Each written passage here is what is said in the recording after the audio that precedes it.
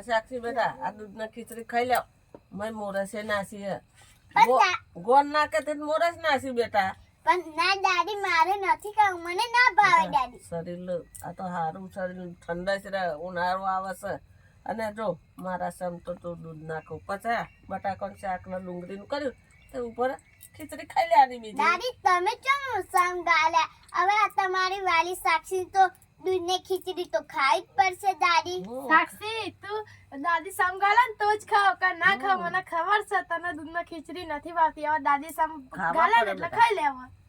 તો શું જોઈ રહ્યા છો મારા વાલા મિત્રો આજે આ તમારી વાલી સાક્ષી પહેલી વાર દૂધને ખીચડી ખાય છે જો અને અમારી દાદીએ સમ ગાલે ને તે મારે દૂધને ખીચડી તો ખાવી જ પડશે અને અમારી દાદીએ મોરસ નાખી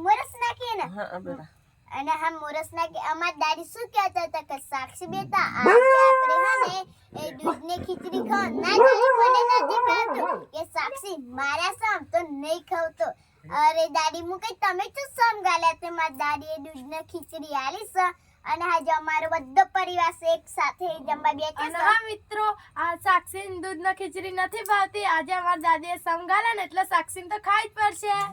અને હા પેલી કહેવત નથી હા પેન જમ્પ અને હા હરી મરીને રહેવું અને હરી મરીને જમવું ને દાદી હા હારી મળીને જમવા બેહું હા માર બંકો સારતી આતી રાધે રાધે અમાર મમ્મી